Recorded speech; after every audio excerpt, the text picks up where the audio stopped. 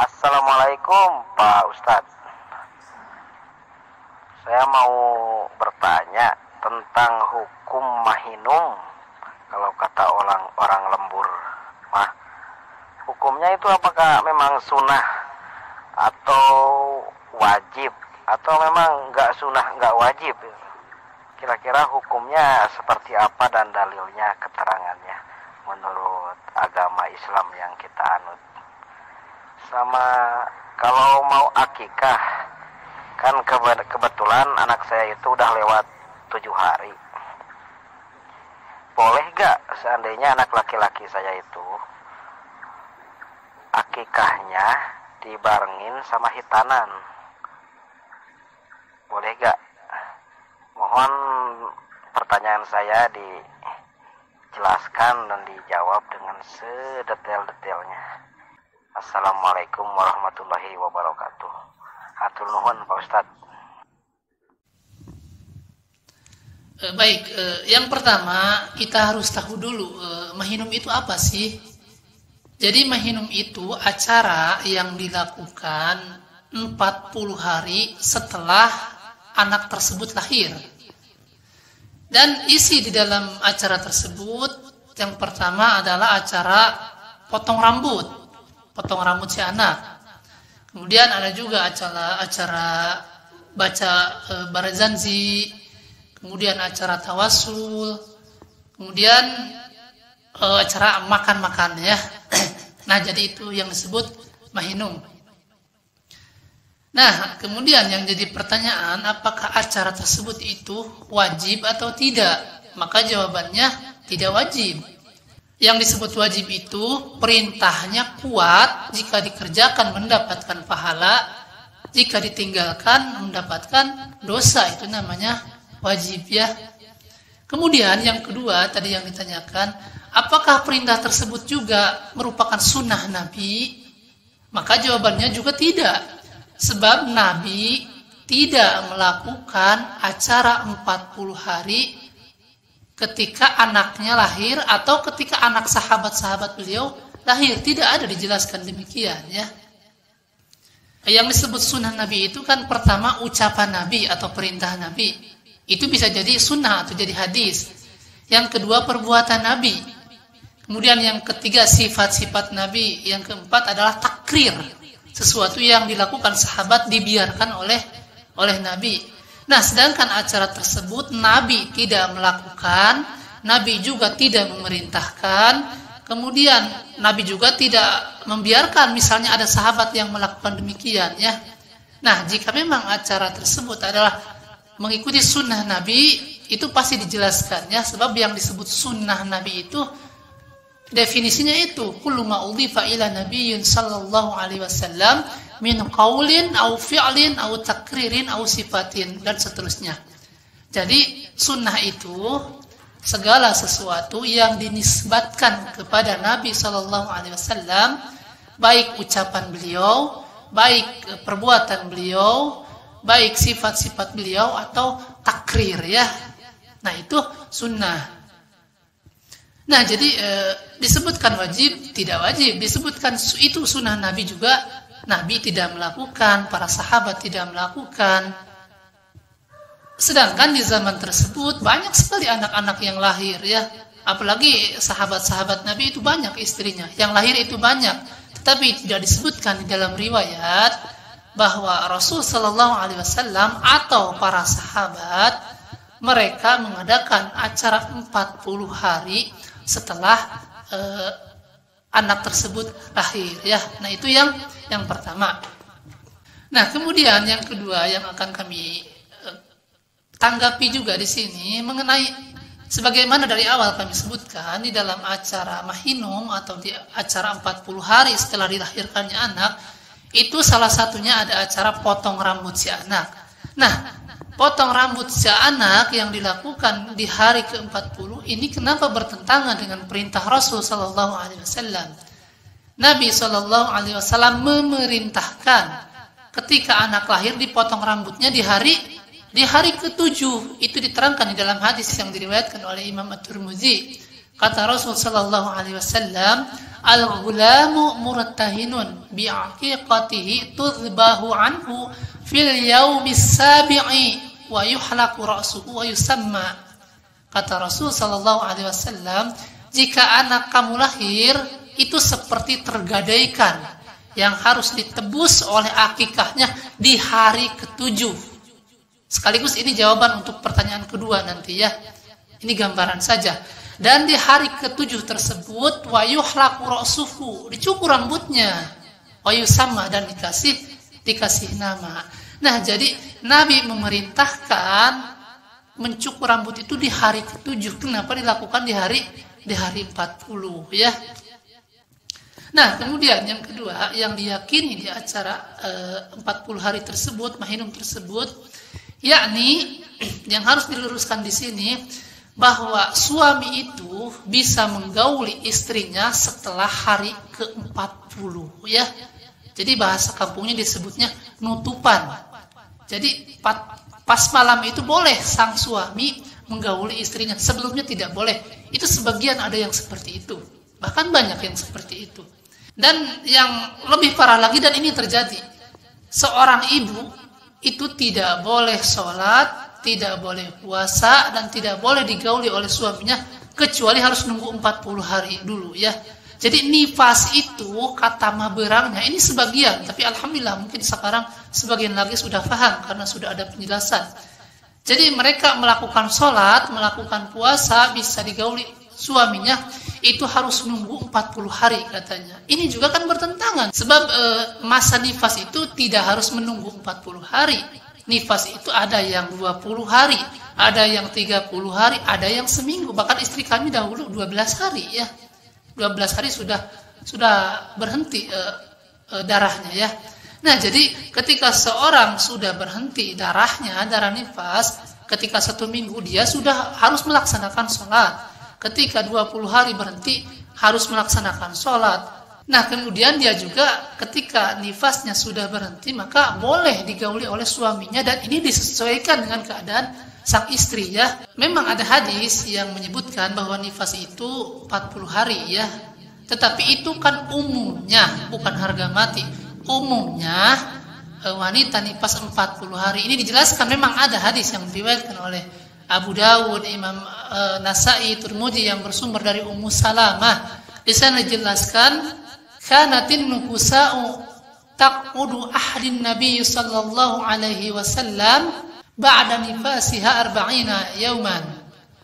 Wanita-wanita di zaman Rasul sallallahu alaihi wasallam nifasnya 40 hari. Ini umumnya.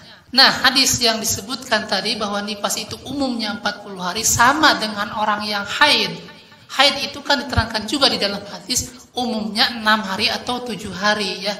Tetapi ada orang yang haidnya 3 hari sudah kering, ada yang 5 hari sudah kering, tidak harus menunggu sampai 7 hari, tidak ya. Kapan dia kering dia mandi, kemudian dia sholat. Asma binti Umais itu banyak sekali darahnya, maksudnya nyampe 20 hari, 15 hari, kemudian diadukan kepada Rasul sallallahu alaihi wasallam.